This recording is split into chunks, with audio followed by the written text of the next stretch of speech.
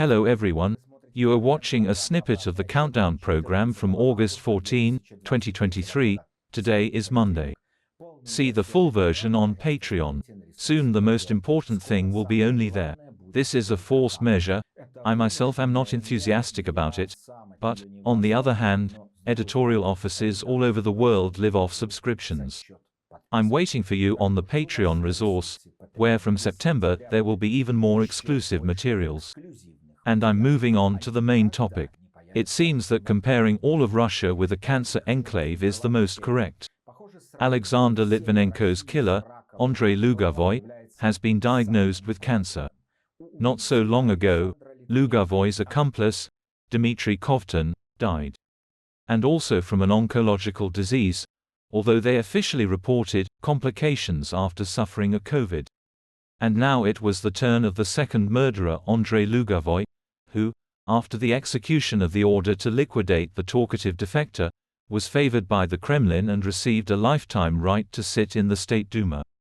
Through this killer, Putin smuggled the most vile endings to Okhotny Riyadh. Curiously, both Kovtun and Lugavoy knew about the deadly danger of polonium-210 when they brought it to Britain to eliminate Litvinenko. From the point of view of logic, the instinct of self-preservation should have turned on, but the order of Putin and the motherland outweighed the natural instinct. If the leaders said, "It is necessary," then it is necessary. This is the same model of relations between subjects and authorities.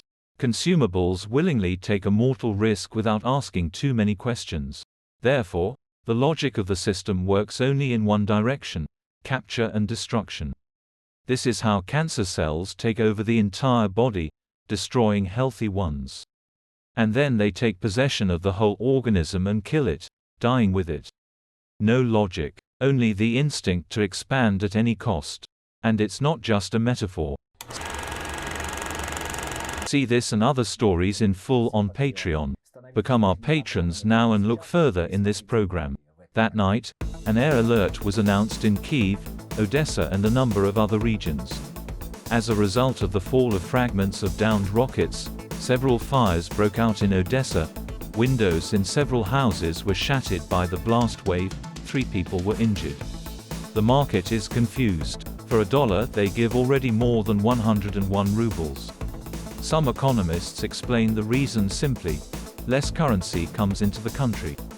Others track global factors, and Putin, through his assistant Orishkin, sends a black mark to the government, demanding to somehow rectify the situation with the sinking ruble.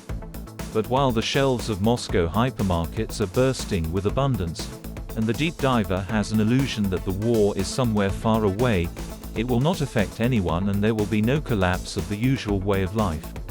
Comparing Russia to a cancer enclave is not just a metaphor. Here is today's confirmation of the lack of logic among the Russians, as the cancer cells of the system. The queue for the Crimean Bridge from the Krasnodar territory by 11 am on Monday exceeded 1,100 cars.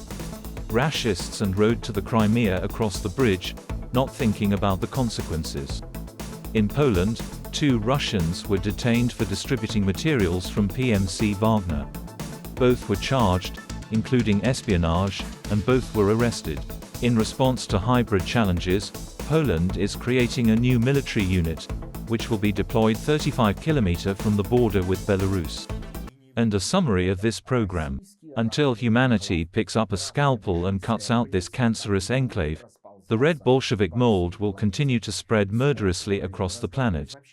It is useless to talk with a tumor, it can only be overcome by surgery. And that is all. See the full version of the program on the Patreon resource. And thanks to everyone who is becoming our patrons right now. Hugs to all, see you on Thursday. Glory to Ukraine.